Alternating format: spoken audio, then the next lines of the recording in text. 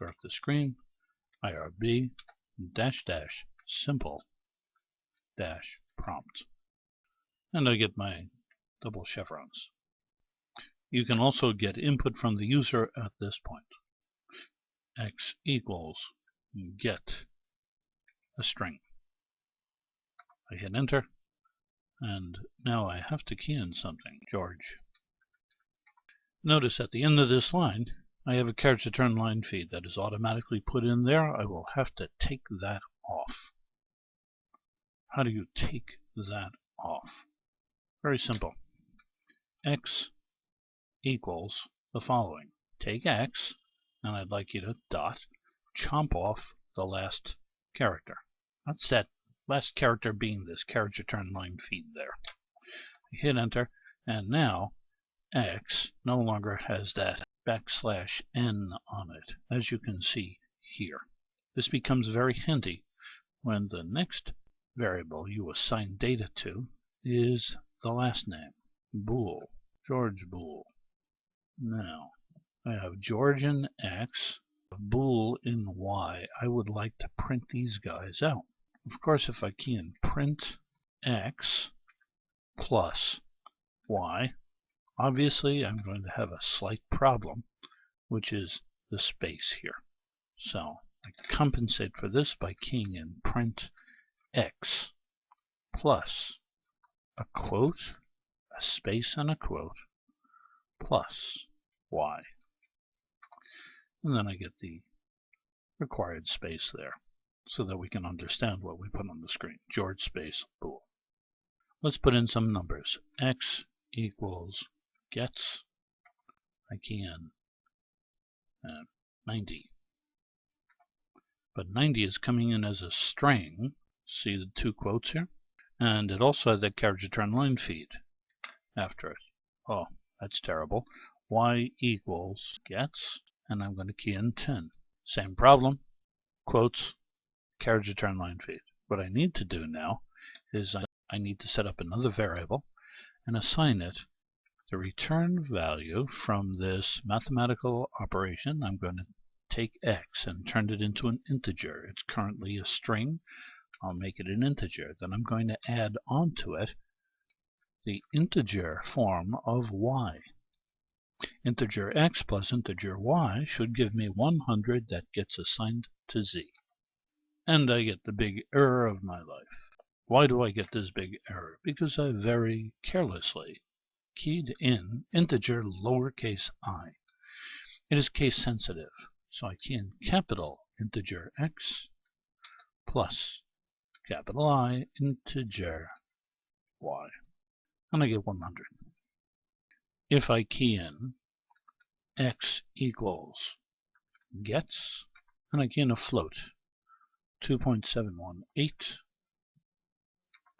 and Y equals gets 3.14, I can perform a float conversion and assign it to Z. Z equals, careful with the first letter, float X plus float Y. That is assigned to Z, and the answer is expressed as a float. Now for a little bit of formatting. I have a blank file called yogi.rb.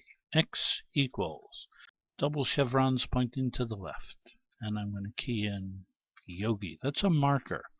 The rest of the data that I key in after this will be formatted exactly as we see it on the screen. Space, space, they were the best and worst of times.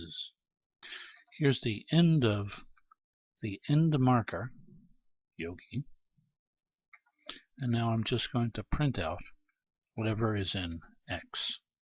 Remember, we assigned that to X. Now, let's make this a little bit spectacular. I'm going to move that over a bit, so when it gets printed out onto the screen, we'll see all these spaces. Alright, it's a nice way to format your printout. Okay, let's run this program now. Let's see what happens. File, save. Let me exit out of Ruby. Exit. And now I will run this from the prompt. The name of the program was yogi.rb. Look at our textual data. It is formatted exactly as we originally keyed it in. They were space, their best and worst of times. Let's do one more program and then we'll stop. I'm going to create a function. I'm going to define a function called multiply. I'll pass it x and y. A equals x times y. And I'm going to put onto the screen the value a. There's the end of my function. I'm going to call the function here. First, I'm going to put onto the screen key in first number. That's good. Then integer number 1 will equal, get that guy as a string, but chomp off the last character. Okay. And put another string onto the screen that says key in second number, and integer 2 will be equal to the following.